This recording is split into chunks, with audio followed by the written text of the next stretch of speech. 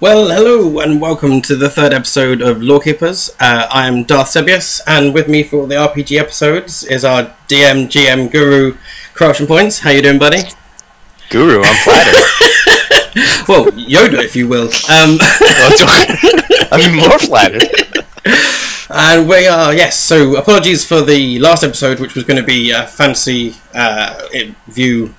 But unfortunately 4th of July happened and that kind of couldn't happen, so that's coming next month. But we are getting into the deities and gods of the Forgotten Realms, which is a daunting and ridiculous task we have now found. So bear with us as we kind of skim through this. So yeah, I think, is there anything you kind of want to say before we jump into the time of troubles, or...? Sure. So let me start off by giving a preface, right? When we talk about Dungeons and Dragons gods, there are tons of them. In the Dungeons and Dragons universe, you are literally tripping over gods, and it's hard often for players to care. You know what I mean? Like, if you're just getting into this game, you read these books, and the player's handbook is a great way of giving you just like 8 to 10. You know, it just gives you the player races gods and like the big major players. And then when you start to like really get into this hobby, and you start to get into much more about the background of it and trying to flesh out your worlds, as in if you were playing Forgotten Realms specifically or Greyhawk, you start to think about, alright, maybe I should do some research. And then you realize that there are like 7,000 gods. All of them like in Dragon Magazine, or there's 18 in this book and 27 in that book, and then there's demigods and archgods and planar gods and gods of grass, gods of rocks, and I can't stress this enough. You are literally tripping over gods. So we wanted to give Seb, you actually originated this topic, so I'll give you the credit. But he wanted to give the idea that we need a jumping off point to understand the gods themselves, and the major players, the big events, and how to get into this hobby without having to read 9 billion books. Essentially. And yeah, I came ready with the guys that turned up in the player handbook, and yeah, we're not even really talking about those guys today because there are so many. It's the tip of the iceberg, But anyway, let's dive into it. Okay. So so the time of troubles, also known as the arrival of the Gods' War, the Avatar Crisis, was a cataclysmic time period in the chronology of Faerun. Taking place in 1358 DR, the Year of Shadows. The Time of Troubles was a period during which the deities of Faerun were forced to walk the earth in their mortal avatar forms. Several major deities died during the Time of Troubles, and a handful of mortals rose to divinity. So we'll get to a bit more of that in a moment. So there's a couple important things to mention here, right? If we're talking very specifically of Dungeons & Dragons background history, we had 2nd edition, of which there were gods because this was a game and people wanted to play in it. And then for the way for Gygax and TSR, before it was for Wizards of the Coast, wanted to drag 2nd edition AD&D into 3.5, into 3rd edition, was making this giant, awesome sort of storyline event called the Time of Troubles, right? And we were probably like literally about to launch into this, but I'll steal it from you if you don't mind. The idea is Ao is the god of gods. He's sort of like it's literally Ao is his name, and he's the biggest. He's the god creator. He's so big you can't even begin to touch him, right? He's the only god that actually does not need worshippers to exist, which is pretty interesting. So he has these things called the Tablets of Fate, and the Tablets of Fate are more or less the giant manuscripts of how existence is run, right? And then this guy named Bane, with a couple of his friends, who is more or less like the reason why everything sucks, decided that he wanted to go steal the Tablets of Fate. And with that, I'll skip back to you, Seb, so you can give the actual details instead of me summarizing. Okay, so as we kind of mentioned, the Time of Troubles was precipitated by an attempt on the gods Bane and Merkel to steal the Tablets of Fate from Ao, who obviously must be the god of R&B in some way. Angry at the gods' their habitual pursuit of power and negligence towards the mortal faithful, Lord Aeon relegated every god, except for the guardian god Helm, selected to protect the gates of the heavens, to walk among the followers on the earth. The immediate effects of this edict were threefold. First, the divine magic, spells granted to clerics and their patron deities ceased to function altogether, unless the cleric was within 1 mile of the deity's avatar. I just imagine them just following round and just circling them now, which is a wonderful thing. Second, arcane magic, a force channeled by the weave by wizards and sorcerers, ceased to be regulated by its steward, Mistra, and became dangerously unpredictable. And third, the characteristically immortal and aloof deities were now vulnerable, though still devastatingly powerful and dwelling among the civilizations of Faerun. So, do you want to jump in before I get to Death's Ascensions and Resurrections, or...? Yeah, let's dissolve this a bit. Let's take a minute to talk about what this means, right? So Bane and Merkel being a jerk, and also Bane being a bigger jerk, decided that they wanted to go walk upstairs and take Dad's cookies, right? And you can't do that. So Ao slapped him down he slapped them so hard that he slapped them and every other god directly down into the mortal plane. And the interesting part about this is that when you slap gods into the mortal plane, they can die, which is a ridiculously large part of Dungeons & Dragons lore, right? If you're a god, all you really need is worshippers and you'll never go away. But if all of a sudden you're immortal, you can die, which will, we've already said, which will change the scope of everything, right? We're gonna get rid of our divine magic. Sorry, we're gonna get rid of arcane magic. It's gonna get really weird. And this is really important, right? So as all these gods became mortal and decided to aloof their way around, a bunch of the world was changed, and that's really where how they dragged 2nd edition AD&D into 3rd edition into 3.5, because they needed this big upheaval to sort of establish why and what is going on in the world to move the game forward, which from a business standpoint is actually the coolest thing you could possibly have done. They realized that their game was more or less just like this giant template, right? You can be any of these classes, you can be any of these races, and here's some very small background and lore to keep them trucking. And then when 3.5 hit, 3rd edition hit, and then 3.5 hit. They wanted to make it more of its own living, breathing, organic universe, and they said, "All right, let's make this overarching meta plot where all the gods are part of it." And then this is exactly what happened there. So to begin, right? Again, when gods became mortals, a lot of them started to die. So, of which I'll skip back again to you, Seb. You can start talking about that. Okay, well, not just die, but we're destroyed. Like we're not talking like mortal death. We're talking removed from existence. Total obliteration. Well, I just wanted to go back just to the Tablets of Fate, because as you said, it's a big smack, and Faerun becomes the giant naughty step to a certain extent. But like, I just love this idea that it's essentially they want they're arguing about portfolios of who's doing what and who gets to work in which department. You had a wonderful analogy about saying, well, you're in HR, you're in charge of national security, like... You got the guy who's in HR, and he's got the portfolio of HR, and he's like, I don't really want this job, this sucks. And then AO says, deal with it, because he's the boss, and he goes back to his private jet. And then, but the only way to switch from HR to, like, sales is by killing the guy in sales. But that makes the boss mad too. Yeah, and that makes the boss mad, and then you gotta move on from there. And also, we're just trying to nick like some giant tablets the size of like Stonehenge. It's an interesting plot in the first place. But yeah, so Death's Ascensions and Resurrections, and please jump in at any time. And apologise about pronunciations as always. So yes, so the Time of Troubles was a significant turnover among the gods of the Faerunian Pantheon. Several deities were destroyed during this period. The following deities were killed or incapacitated during the Time of Troubles. So Bane is the big man, important god of tyranny, strife and hatred. He was a member of the Dead Three, and he was slain by Elysius 13 in a climatic battle with the demigod Torm in the battle outside Tantras. Now, CP is going to come in on a little bit more of that, I am hoping. Well, yeah, if you put me on the spot, the Dead Three.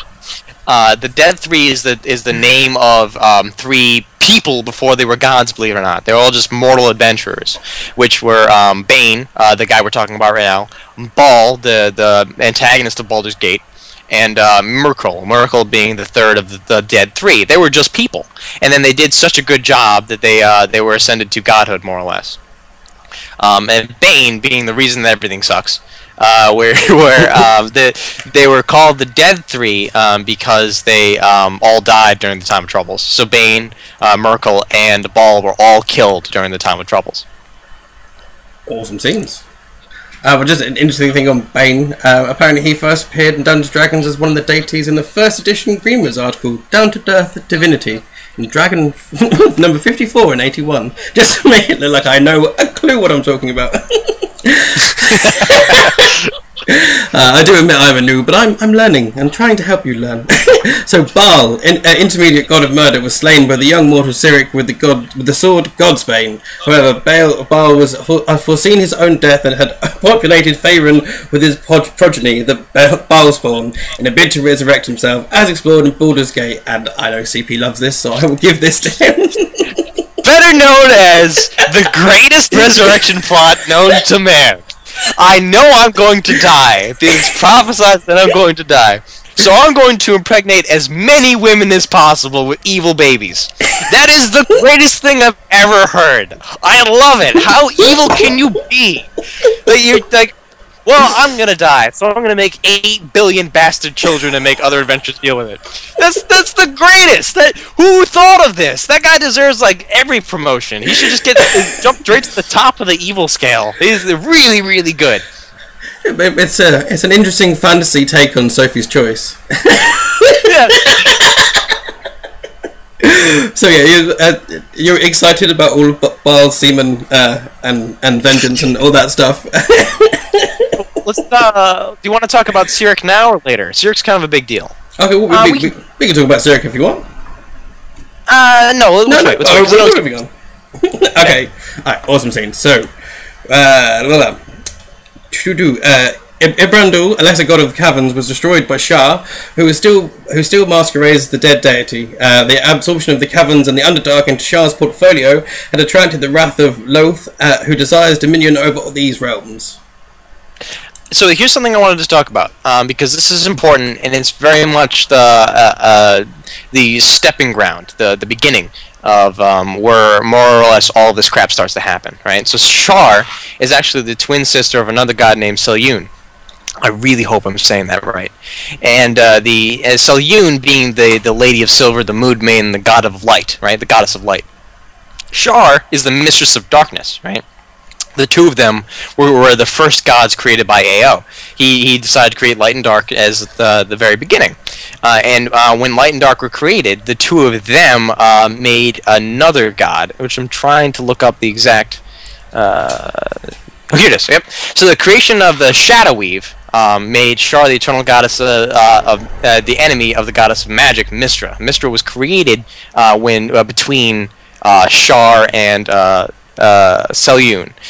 So Selyun and Char had a fight about the world, right? Selyun wanted to be light, and Char wanted to be nothing but dark.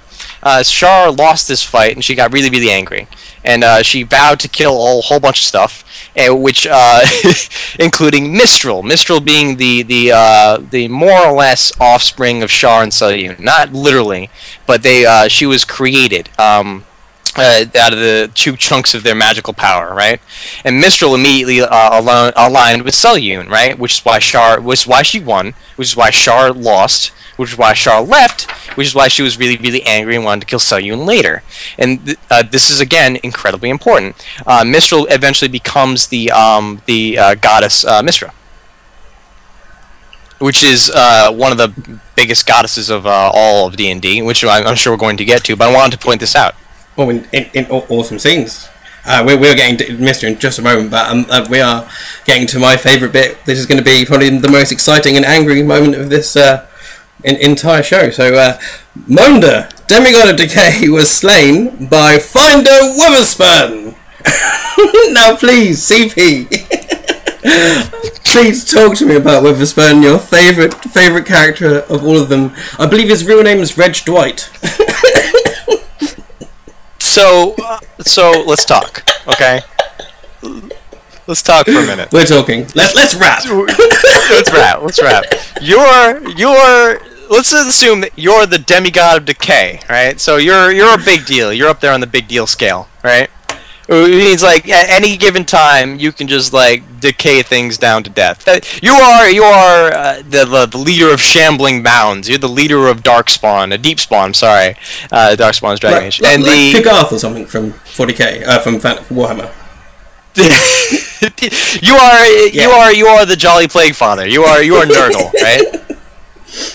And this guy shows up, right? Finder Wyvern Spur, whose other name is the Nameless Bard, shows up and dances you to death with his lute and his stupid feather hat and his pointy shoes. And he just dances his way along and kills the god of Decay. I hate everything about this. There's nothing about this that I don't hate. This is the worst thing that could possibly have happened. You have an awesome evil god, and then a bard just like tramples his way up and he sings a song and the god dies. I hate this. There's nothing about this that I don't hate.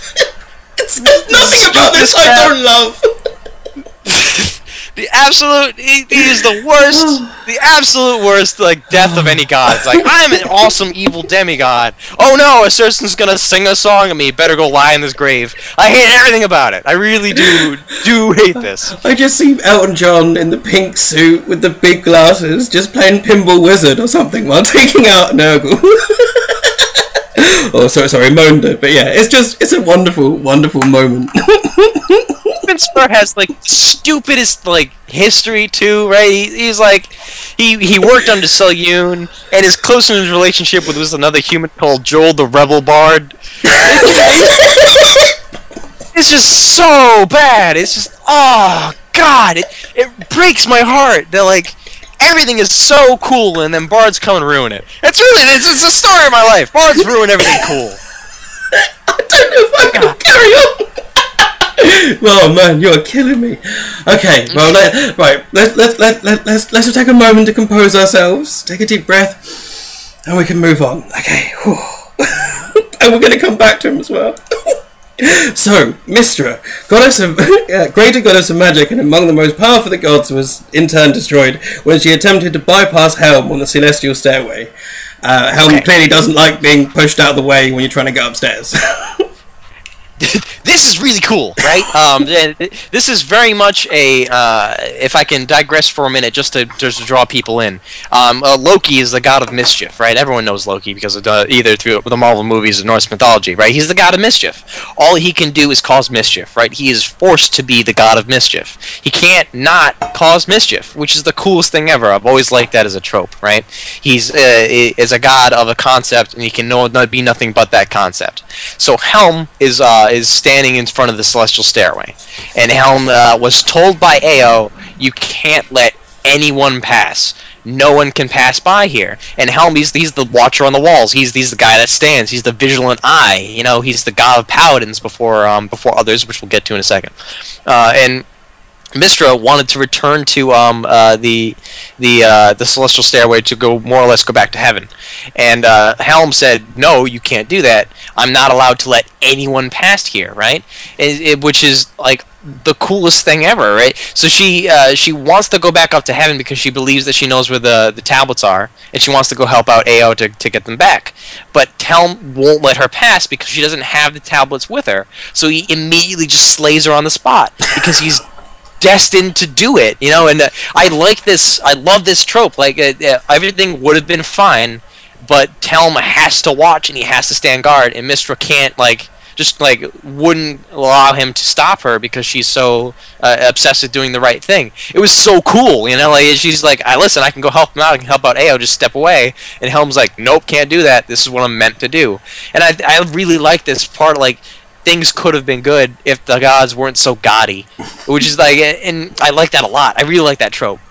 So Helm is the ultimate celestial hall monitor, essentially. Yeah, he really is. Yeah, he says hall pass, and if you don't present, you are going to detention, and that's just the way it is. Fair enough. Well, as I start powering through, because we've got quite a bit to get through. Right. So Tiamat's three-headed incarnation was slain by Gilgim. I do apologize about my pronunciation. Her essence was divided among three dragons: the red Chikazar, the blue Justinius and the red oh god Scufflesin.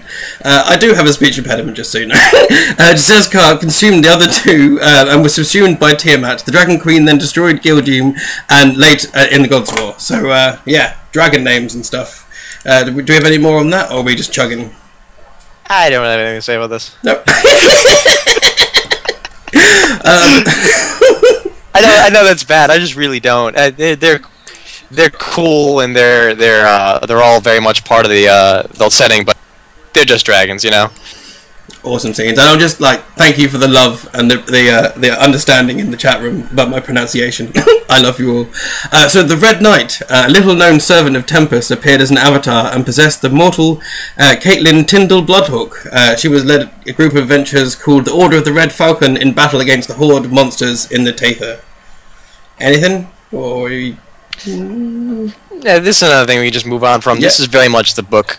These are book stuff. Yeah, okay. And they're all part of Baldur's Gate, and they're all. This is where stuff starts to get a little bit strange. Like, everyone wanted to be a part of the Time of Troubles, so all the games, all the secondary stuff, all the books are sort of tied in, and that's where all these humans who are awesome come in. You know. Which is pretty cool, but unless you've read all of the books, you won't really know or care. Unfortunately.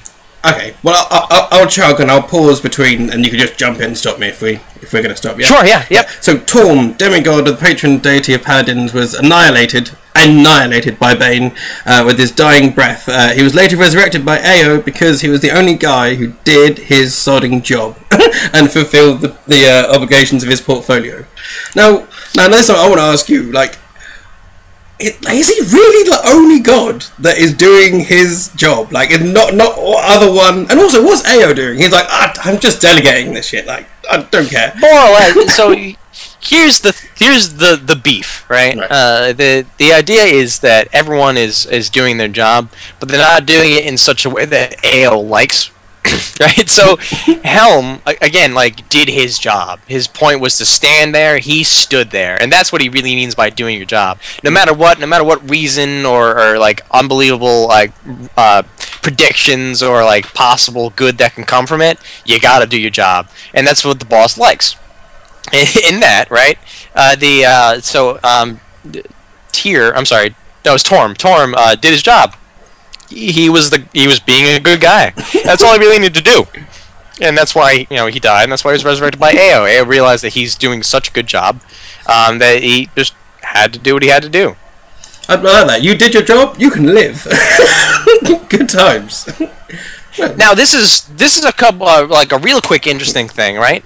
Helm was this is a side note of a side note, but I really feel like saying it because it's funny. Tymora, right, was Lady Luck. She's the Lady of Luck, right? And Tyr is the god of paladins, as we've all said. But Tyr and Tymora, they were sort of in they're like a couple, in like a god couple, right? And someone accused Helm of trying to court Tymora. So everyone thinks is Sirak, which we'll get to in a second. Sirak's a really big badass. Everyone thinks Helm was sworn to court Tymora, so Tyr kills Helm in a duel, which is hilarious, right? This is step one of Tyr being an idiot.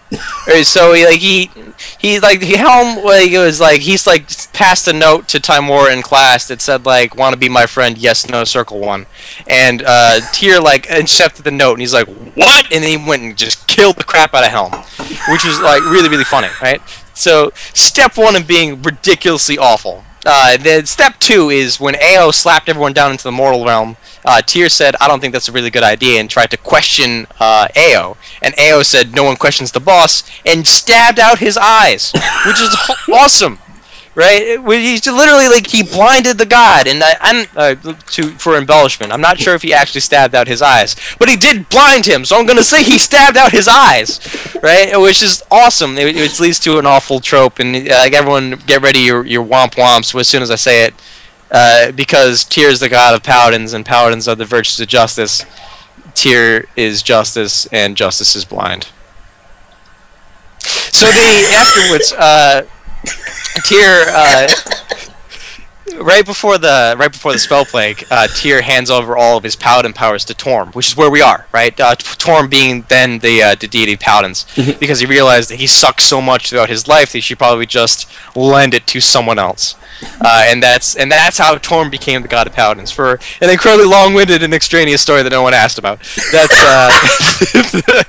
that is how they've just summed up the entire point of Lorekeepers. This is an entirely long cycle that no one asked for. We're just doing it because we want to. It's true. Okay, awesome. So, moving on. However, death is anything but permanent in the Forgotten Realms, and many of these deities have in some way circumvented their own destruction. So, after Bane's death, his portfolio was divided among the newly anointed gods Sirak and Bane's own half-demonic son. Oh God! just skip this one. Just skip it. Okay, I'm skipping it. If you want to pronounce it, I'll pronounce it too. Oh. Lactuzvim. I'm gonna say Yaktuzvim. And now everybody at home.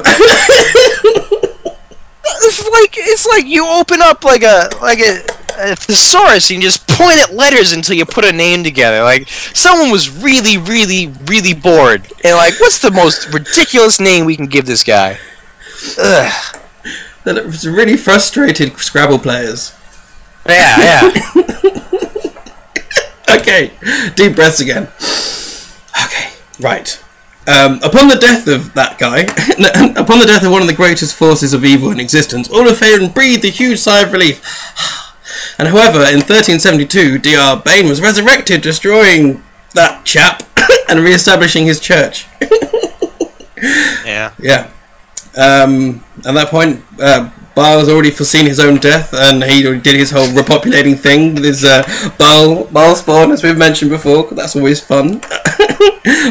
Like, I just still find it difficult to fathom that a computer game based on an RPG game is essentially about killing Baal spawn. Like, stopping that from kind of happening, like evil sperm. It's just like purging the demon spawn that Baal impregnated thousands of women with, which is it's so good they made a whole game out of it. But yeah, it was fair enough. That's so good. We mentioned it a few times. Right, where are we? Right, yes. Merkel infused the sinister artifact, the Crown of Horns, with the remnants of his essence and teleported it away. While the location is unknown, the semi-sentient artifact presumably fomenting a plan for Merkel's resurrection. And that goes into Neverwinter Nights 2 stuff, but we're going to skip over there. Though Ao had decreed that none of the gods fallen during the time of trouble should be reinstated, a complex convergence of factors regarding Torm's death led the Overgod to make a single exception in his case, resurrecting and elevating to a status of lesser god, as we mentioned a little bit ago. After a decade of isolation from her we're doing that.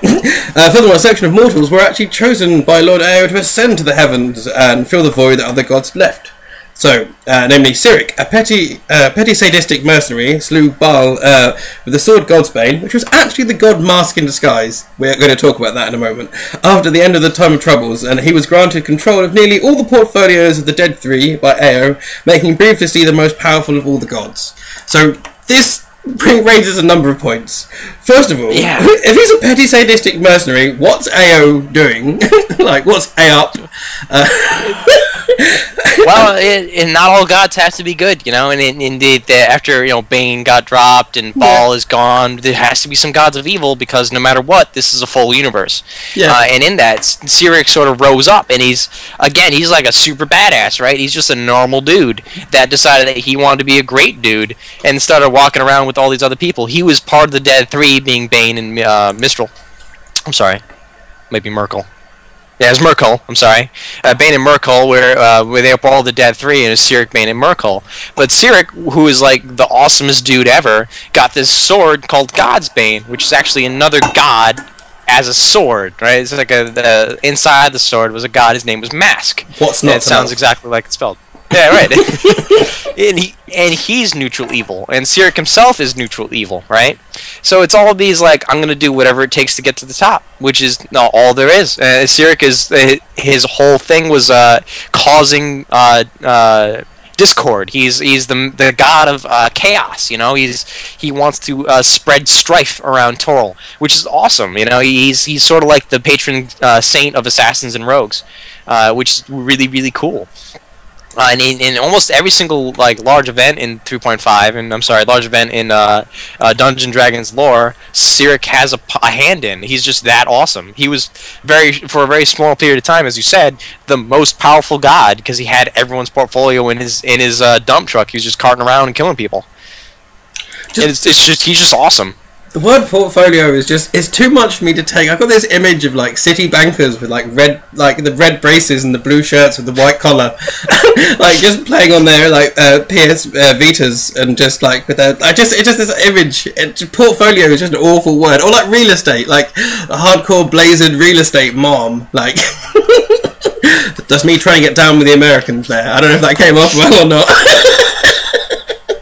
But here's a question: if you were going to mask. What weapon are you going to be? I think I'm going to be a big like sledge, a big like Warhammer, because it's a good way to get like I want to kill you, but I'm going to lay here and let him do it for me.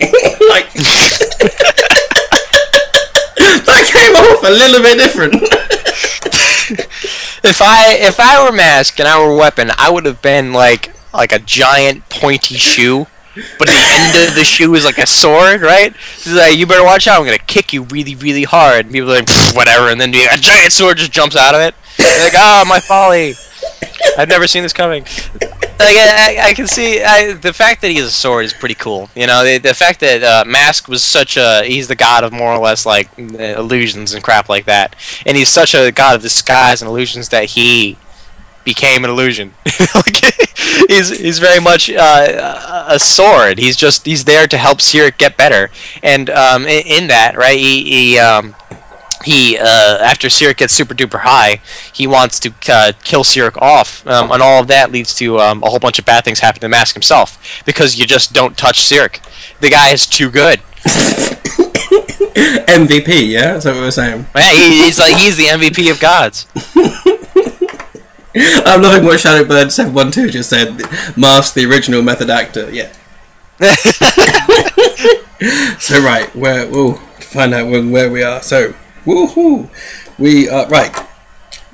More words. Kalemvor, a son and adventurer and companion of Sirak and Mistra, was killed by Sirak with God's Bane, again Mask, and his soul was hidden by Mask, unintentionally gained the portfolio of death by defeating Sirak with the help of God's Bane, again the Mask in that form, which is always fun. In the year of the banner, 1368, 10 years after the time of troubles, he is since driven to change the horrifying image of death promoted by his predecessors. So that's kind of good. That's a nice thing, isn't it? In some ways. Yeah, that's good. Yeah. Good. After her death, the goddess Mistra entrusted her essence to the young mage Midnight, who ascended at the time of troubles as the new Mistra, and more on how fun that was for her later. Right. The exceptional adventurer Finder Whipspur takes Miranda's portfolio, and he's like, no, Decay's too downer. I want to make songs about it. Let's call it the cycle of life. Ugh! From the day you arrive on the planet. No! Yeah, like this. No, quit. Finder Whipspur is Elton John. It's amazing. Hanya Senya. It's just, yeah. Oh, it's just, I love how angry birds make you. It makes me so happy. I'm sorry.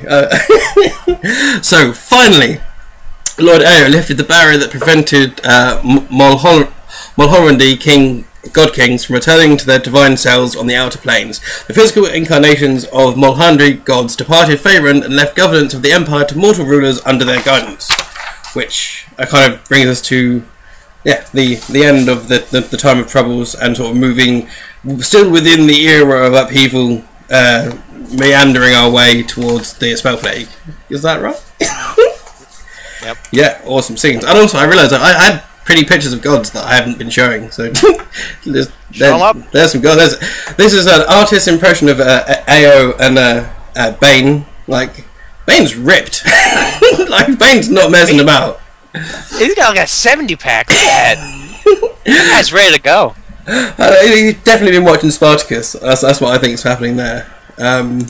We've got Azuth and Shanti there, and who else we got? We got some more dudes. We got Char, and there you go. An appropriate person for what we're about to say. Now, I believe it's Lolth, but Lolth is so much more funny because I want her to be the god of lols. Because the god of lols got silenced. She seemingly got herself disappeared during the era of upheaval. Causing untold chaos and destruction among her new Drow followers as rivals and worshippers of other gods vied for power in the Underdark. But by the next year she emerged even more powerful as she had separated the demon web pits from the abyss, which all sounds very interesting and complicated. And do you have anything on that? I do. So the abyss is sort of like actual hell, right? The Underdark is just where like bad things live, and the abyss is where like demons are. It's where they come from. It's where they spawn, things like that. And the fact that that Lolth was big drow god, you know, the more or less the queen of the Underdark.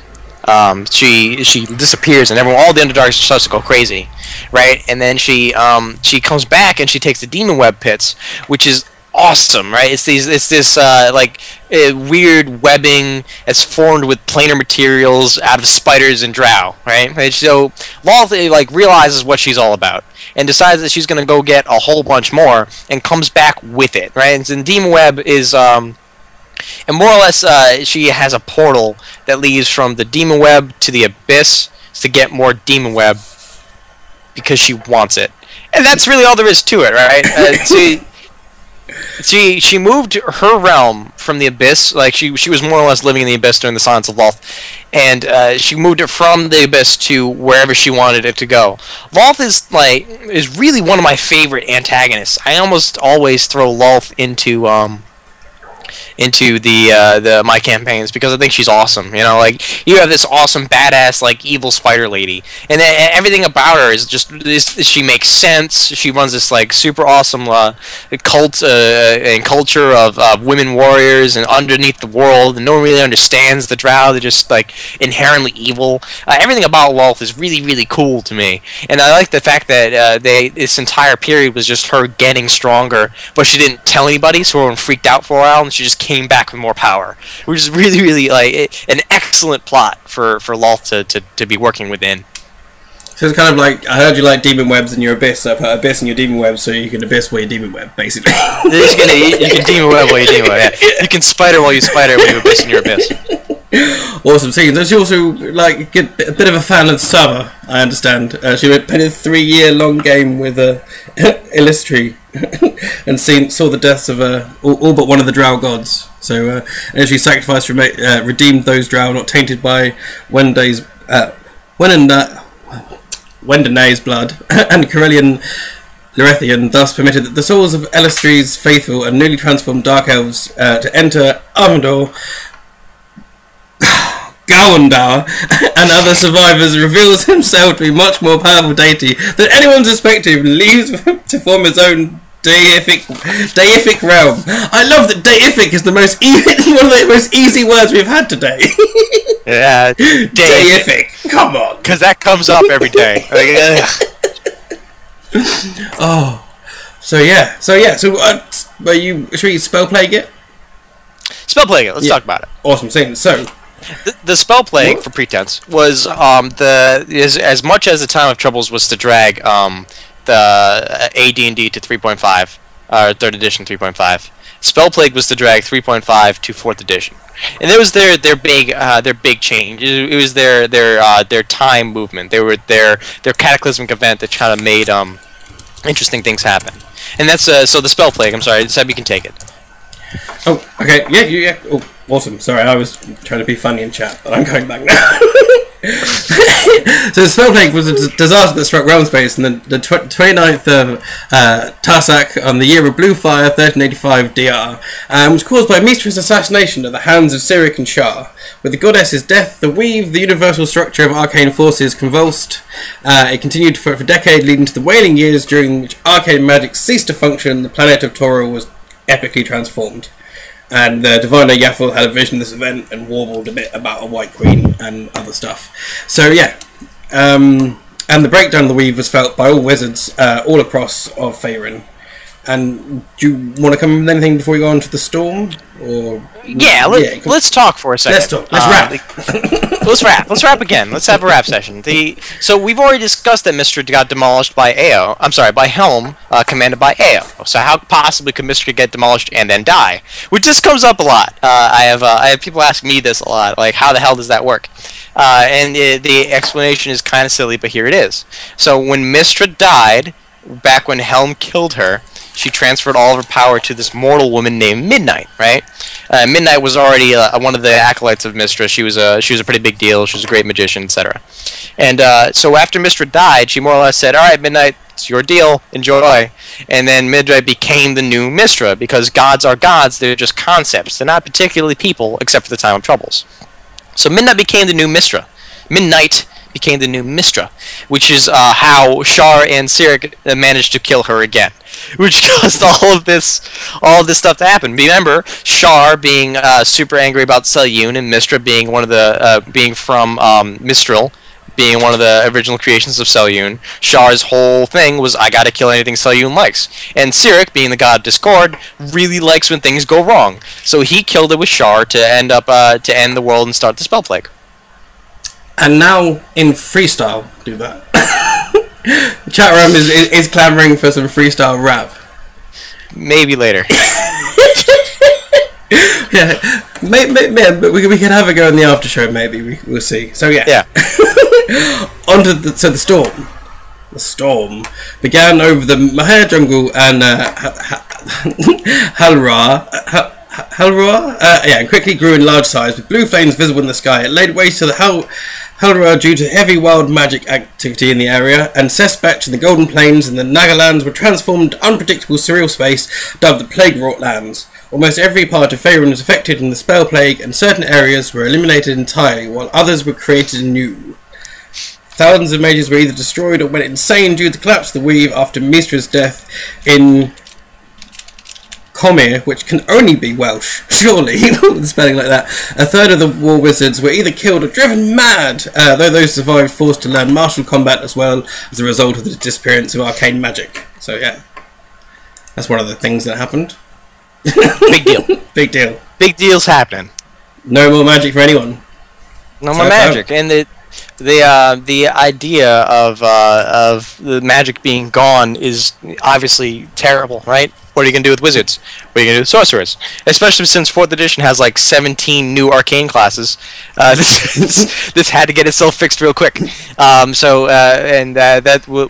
on with that, right? The Spellplague sort of drowned itself over the world, and there's specific areas that are still ravaged by Spellplague. Those are called the Plague Lands. But for the most part, the Spellplague sort of just kind of moved itself over and then ended. Okay.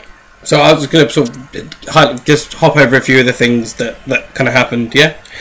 Yeah, okay. Yeah. So a surge in use and technology, divine magic, and worship of deities of knowledge and invention, which, as you said, is only important to gnomes. Ogma's the sort of less the god of invention and knowledge, and he's pretty cool actually. He decides what gets remembered, which is that's amazing. Like that's a really cool concept. You know what I mean? Like if he just deems that certain knowledge isn't worthy of getting passed down throughout the ages as intelligence, he just gets rid of it. I want to go drinking with that guy. Yeah, he's like. He apparently he's a super carefree dude, but he takes that crap super duper seriously, which is really cool.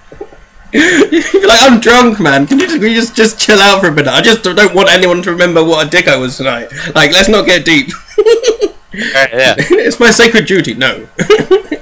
So we've got the god Azoth was thrown from Mistra's home plane, Dwemerheart, to the 9 halls where Asmodeus stole his divine essence and became a god. Do you have anything to expand upon that? Sorry, going back to you as you yawn. Yeah, I'm sorry. The Asmodeus was he's a really big deal in 4th edition. He shows up a couple of times beforehand, but he's actually really cool. He's the supreme master of the 9 hells, right? So when we're talking about like the greatest of the great evils, he took that spot, which is really cool. He's actually not that bad of a guy, all things told. He will reward anyone who signs their soul to him. But once they die, he traps them in 9 hells. So it's sort of like it's sort of like a very, very Greek god sort of thing, you know. Like if you're like dying on a battlefield and be like, well, if I don't die, Asmodeus, you get all this. Asmodeus will be like, cool deeds, dude. Here's a sword. But as soon as you actually do die, he's like, great. Now go work in my underpits for like 7 billion years. Which is really, really actually kind of cool. I like Asmodeus as a concept. It's kind of like I haven't related many things away from Dungeons and Dragons today, so I better add a few more in. But like kind of how the Chaos Gods work, like you get all sorts of awesome tentacles and weapons and stuff, but you're going to the wall in the end, kind of thing. Well, that's yeah. If I can expand upon your 40k, it's very much like you become a champion of Khorne, and then you might become a demon prince, or you could just die. Yeah, or become a spawn or something. Yeah. Okay. Right. Yeah. Awesome scenes. So I'll just blap through a few more of the physical changes. So parts of Aber and Toril switched planes, swapping Mazdaka and the continent of Lorekeepers, which became known as the Returned Aber. Mulhorand was completely destroyed, and the Mulhorand Pantheon disappeared, and the land was later settled by the Deep Masquerie and became the Empire of the High Masquerie. So we got rid of one of the sets of gods. So surely we don't need to go through them if they're gone, yeah? we can forget about those guys. They're dead. Who cares? Yeah, right. It's kind of the way it is. So Unther was obliterating the fragment of the Dragonborn nation of the Taimakamba, which was transported to Aber onto it, eventually becoming the realm of Timantha. But what you're saying, that's the big thing for 4th edition, like, that was very new, that kind of didn't happen back in the day, but it has now, because that's why the Dragonborn are kind of about, essentially. Kind of. You know, Dragonborn were a thing back in 3.5, back in 3rd edition. I think they even made an appearance in AD&D, but I can't confirm that. But they were never what they were in 4th edition before this all happened. And so Dragonborn was sort of like one of the signature classes of 4th edition. When Wizards was really pumping this, they're like, oh, you can be an Eladrin, they're sort of like really cool elves, and you can be tieflings, they're like demon people, and then look, you got dragon people too. Look, also the halflings, there's half peoples, right? Because Wizards was trying really, really hard to catch people on 4th edition, and so Dragonborn are actually pretty cool. It's sort of like Samurai, but they never would have been around had this all not happened, which is kind of important, right? The Spellplague, as you said, sort of swapped Aber and Toril, making Aber Toril, which is the worst name ever. And they sort of like popped Dragonborn into existence as a playable race. And the idea behind it is that Dragonborn were always a thing, but they were never really sentient. But they were on this like otherworldly plane, which then they came into existence, which is pretty cool. Awesome things. People are asking for more of that voice. Well, hey, I'll give you more of that voice if you can watch Tabletops next week. Ha! Nailed him. Sponsor. A plug and we're out. So Choltz became a large island. That's fun. Halra was destroyed and turned to a land full of rampant spellplague. The Char became a wasteland called the Char Desolation. The region surrounding the Great Rift collapsed into the Underdark, creating an enormous cataract in the earth, known as the Under Chasm. Lantern was hit by the massive waves and flooded, killing all of its inhabitants. However, the nation had resource camps in other locations, namely Cholt, so not all the Latinese citizens and technology may have perished along the island, but who knows. So the aftermath. By 1395 DR, the majority of the effects of Spellplague had come to an end, and most of the arcane magic had returned to normal. Yay! And by 1479 DR, areas of Toril still affected by the Still Plague were referred to as the Plague Lands. So yeah, anything more with the plague, all that plague stuff that you want to get into? The Under Chasm, real quick. The Under Chasm is kind of a cool place. It's an active portal between the Underdark and the actual world, stuff with plague lands, right? So when we're talking like all awesome ultimate dungeons you want to throw your players through, here's one. And I really like. I like when Wizards does this. I like when TSR did this. You know what I mean? Like, where it's not just like all this fluffy lore crap. They're actually saying like, all right, you want to have an awesome dungeon grind. You want to have like a 1,000,000 floor dungeon. Here it is. It's called the Under Chasm now. We're gonna sell you 18 books, but you don't really need to make your own.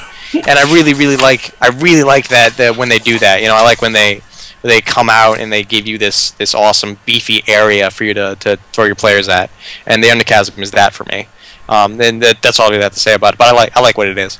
But here's a random question from my sort of newbie perspective. Like, where are the hints that you got the player's handbook and you got all these things, and like I've got the 4th edition player's handbook, and you talks about Corellion and Bahamut and all those guys, and just kind of Bane's got like one line in the naughty section and stuff, and it's like it says there's other like adventure books and things you can buy in the back of the book, but like if you're kind of living outside the bubble and forums and Lorekeepers and all that stuff, like how on earth do you have a clue where to find all the rest of this stuff?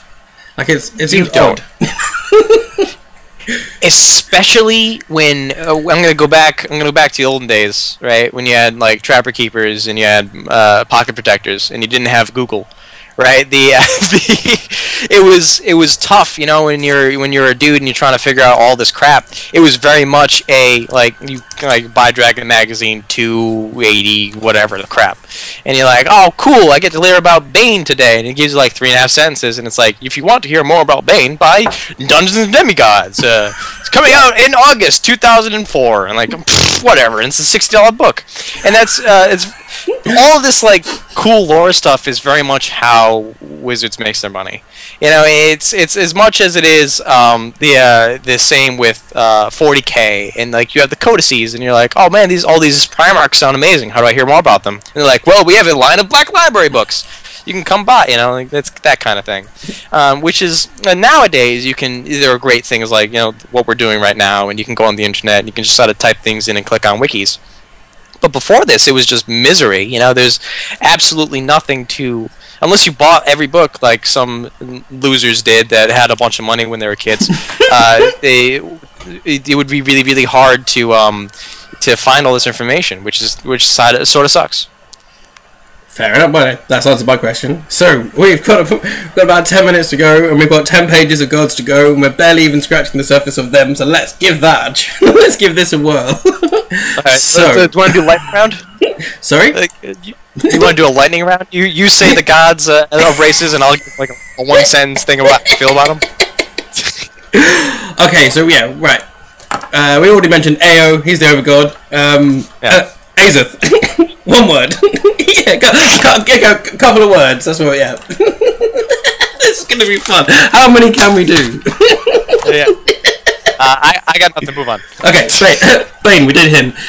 Shanti. Got it, yeah. Shanti. Shanti is actually pretty cool. Shanti's more or less the Great Mother. She's the god of sunset. She was present at the creation of Aberrator World back when both worlds sort of melded together, and she's the essence of life in between the two. I know it's way more than 2 words, but she's really cool. We have a picture. But we do have a picture for this. Right, okay. Gond. I'll move on to some other races actually. Let's right. I'm not going to ask you to talk about these, but we're going to. So there's obviously the Farian deities. There's the other Farian deities. There's the Karaturan Pantheon, the Mulhandi Pantheon, the Zakarian Pantheon, the Drow Pantheon. So we have the Drow Pantheon there. Illustri, Gawandar, Curiously, Lolth, Silvertrim, and Viren. Anything you want to say about the Drow Pantheon? I really like Lolth, and yeah, I've already talked about that at length. So that's about it. I like the Drow. I like them as enemies. Okay, awesome things. The Seldarin and Corellion. So yeah, Corellion and the Elven Pantheon of the Seldarin. Yeah. Corellion, he's his own thing, and if you've ever played an elf, you know exactly who he is. You know, and Corellion and Groom, I'm assuming you're about to get to, are very much the ageless, timeless battle of elves versus orcs. which is really, really fun. But Krellin, he's everything that you'd expect a god of elves to be. Awesome scene. So we say, is it any more of the elves you want to get into before I move to gnomes? No, dwarves actually are coming next. Yeah. The biggest one of the biggest things that 4th edition changed from 3rd edition is that Krellin also became the god of Eladrin. Right, and we've talked about this in the previous Lorekeepers when we talked about Forgotten Realms. So Krellin went from like this cool god of elves, so like if you're an elf you know who he is, to this god of like super fancy elves, and there's also wood elves. But 4th edition did a lot of things right, and it did a lot of things wrong. And I think that making Eladrin in general was a bad idea. But if you'd like to hear about that, you can check out last time on Lorekeepers with me and Seb. Without just detracting, we can move on. Awesome scene. So we are on. So here is Thardhar and the dwarf deities. So yeah, you got Morandin, Mothammer, Vergadin, Thard, Shivaldar, Laduga. I'm pronouncing all these awfully. I do apologise. But yeah, you gotta pronounce dwarven names as if you're chewing on gravel, right? So okay. Okay. Marthama. Mordin.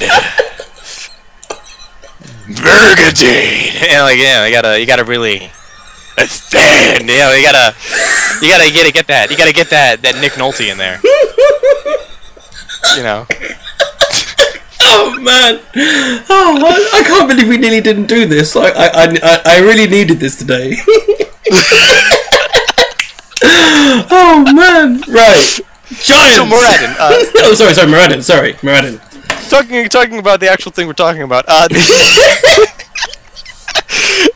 So yeah, Moradin is the Allfather, which is interesting. He is in lore. He forged all of the dwarf people from gems and metals in the furnace, the heart of the world, right? When you start to talk about dwarves and you talk about this guy, he'd be on the top right. I'm sorry, top left there. If I'm looking at it as a computer screen, he is like the most cool. Like he wanted his own race of people, so he made them. You know, and that's again I talked about this before. Like the resiliency and the fortitude and the coolness of dwarves. Like we need something, let's just make it. There's tons of stuff in the earth, let's make it out of it. And Moradin's sort of like that archetype. You know, I really like the dwarvish. I really like dwarves and Dungeons and Dragons for that reason. He's when you need something, you just make it. I like that a lot. Awesome. He's very tall for a dwarf. Yeah, he's the Allfather. You know, everyone had to come out of him, so he's got to be huge. Awesome scenes. Well, I've got to say, I love the whole. Like, they are carved out. Like he carved them. That's just kind of awesome. Like they're the most dwarfy dwarfs of all the dwarfs that ever dwarfed. Like, it's true, you know, and a lot of people always, you know, caricature dwarves as like drunks who fight and they mine things and they're stupid and they have big noses and beards. But then you get back to these guys and you're like, wow, dwarves are actually really cool. Like it makes me want to play a dwarf. You know, I really like dwarves in Dungeons and Dragons. I think they're really cool. Can I ask you about Thard? What's going on there? Thard. I don't know. Good answer. Moving on. I've never heard about him. I'm gonna look him up real quick. Oh, he's the dwarven god of survival and hunting. No wonder. He's in jungles. He's the patron of wild dwarves. Why is this a thing? What's a wild dwarf? God, I hate stupid D&D stuff. Oh, we really are the agony and the ecstasy today. It's a wonderful thing. He kind of reminds me of do you remember the Jumanji cartoon? There was the guys that just had the big mask and they were like it just kind of looks like that sort of thing. Yeah. Okay, so giants. We've mentioned the Allfather. That guy's also the Allfather of the giants. If I understand it in some kind of way. Where's he gone? Yes, Annam, god of the giants, creation, learning, and philosophy. As far as I'm aware, here, yeah. Yep. Yeah. You're on the right track. Yeah, awesome scenes. Anything you fancy about him? Like he's a big, awesome purple dude with ginger beard. I'm a big fan of the ginger beard, as you might be able to tell. he's just pretty cool, you know. And when it comes to gods of I'm going to say lesser races, but it's an incorrect term. So allow me a minute to think about what I want to say. I'm talking about gods of different races. You're talking about gods that are giants and goblins and fae and drow, things like that, right? They usually sort of get the shaft. They're not really interesting. They're more or less there so like, oh, you want to play a giant? Here's a giant god, you know. And they're very much kind of throwaways. But Anno is actually pretty cool because he's not just the god of giants. He's also the god of magic and knowledge and fertility and philosophy, which is things you wouldn't normally associate with giants, you know. And when you think giants, you think, again, much like caricatures of dwarves, you think stupid and drunk, and they have these giant clubs and they speak with like terrible English and they kind of wave around. But giants are actually like their own race of people, and they have this awesome god, and he thinks about philosophy. He thinks about what it means to progress. And I like when Wizards and when Dungeons and Dragons does this kind of thing that was more about expanding races as not just idiots. You know, I hate when they give other humanoid races and just make them dumb. And I like when they make other humanoid races and they make them interesting and smart in their own culture. And that's what they're doing here with Anam. He's just cool. He's a cool dude. Awesome scene. So also next to this cool dude is man rocking the greatest mutton chop / handlebar moustache thing I've ever seen, and this is obviously Garl Glittergold, the god of protection, Garl Glittergold, humor, trickery, gem cutting, and gnomes. And there are some pantaloons right there. Yeah, he's a core power. He's a big deal, you know. And when he is the if you ever think about like what's a gnome do, just look at this guy's picture, and it gives everything that there is to give about gnomes. He is what it is to be a gnome. Awesome scenes. And any other? Do you want to get into any other gnomes while we're here? There's Baravar, Cloak Shadow. They're just say sounds. Let's just make a few sounds. These will be gods that exist in D&D somewhere. Albala Subalaba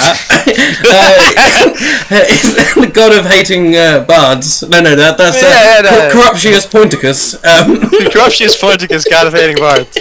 Yeah, no, so it's very much you can make your own gods. You can make an algorithm to make gods, right? For like gnome gods, it's usually like ridiculous first name, noun, adjective. You know, like so I'll make one right now, like Blevin Earth Carver. That could be a gnome god, right? I just did it, like, you know what I mean? Like that's all there is to it. It's just so a stupid first name, any noun you can think of, adjective afterwards. So like Voracious Belt Whittler. There, I did it. Yeah, there's another one. You know, like that's just the way it is. Blagon Silverballs. That's my god. You can make it elves by adding something fancier about bows or woods, and you can make it orcs by making it like it's just less intelligible and like guttural, like Herger de Bigger, or god of talking. I'm sorry, I'm taking this way off track. Let's just go back to the. So well, we got his. That's the orc pantheon, and there's Grimace. Grimace. Is this the guy who's friends with Ronald McDonald? He's big and he's purple. No, he's. Groomsh One Eye. He's actually pretty cool. He's got one eye because Corellin stabbed out the other one. And because when you talk about D&D, you really apparently they love to talk about stabbing out eyes when it comes to gods. But no one in the Orc Pantheon says that Corellin took out his eye, but everyone in the Elf Pantheon says that Corellin took out his eye, which is like hilarious. Someone be fronting. The elves talking whack about the orc crew. Is that what's going on? Yeah. They're just bitter enemies. You know what I mean? But like, no one really. Everyone on the respective sides like, no, that didn't happen. Like, oh, it totally happened. I like it a lot. But what's back true? Those claws are like that amazing. I'm loving those purple kind of things going on there. And Grimish's kind of got some like Green Lantern kind of halberd thing going on, which is always awesome. This is me going into my technical knowledge, as you obviously can tell. So yeah, there are. So right, we're so nearly there. We're only going slightly over the time that we said we would never ever go over. So really quickly, there's oh god, first word. Are you ready for this? Yeah. Bill. I can't. Blib Dool Poop. Bilb Dool Poop. This is actually the name of a god. It's Blib Dool Poop. This is why we can't have nice things, okay? This is why when you talk about D&D, no one takes you seriously, okay? When you talk about, like, oh, I'm a cool ta. What does that mean? Oh, I'm a cool reptile person. My god is Bilb Dool Poop. Just end the show. I'm done. This is over. I can't actually talk about Blib Dual Poop with any seriousness or caring. Right? Wait, there's someone who worked for like 17 hours that day, and they're like, oh, I gotta make up one more god for the Kuota. Well, let me think. I don't know, Blib Dual Poop. There, write it down. We're good to go. Clock out. Let's go out and get some dinner. That is the stupidest. I hate everything about this. It is so bad. This is exactly why people don't take nerds seriously. This is why we get yelled at. This is why our culture sucks. I'd just like to point out at this point, shouting about it on the internet is not going to help our case. It's gonna help. I have something to say, and it is on the internet, and everyone needs to hear it. God, why is it Blib Dual Poop? The world literally started to get dark then. I think I was really close to passing out. There are real proper tears coming out of my face. Oh, I think that's probably a good place to end it, I think. This is it! Dice Troop's a non-profit organization. We'll do these videos for free. Don't do Dice Troop. Fox is losing money. Thanks for coming! God, I'm not done!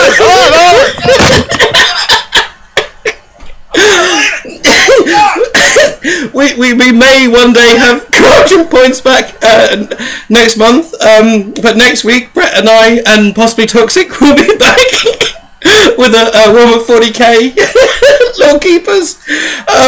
So yeah, thank you for joining us, and I should probably leave it there. Tatty bye.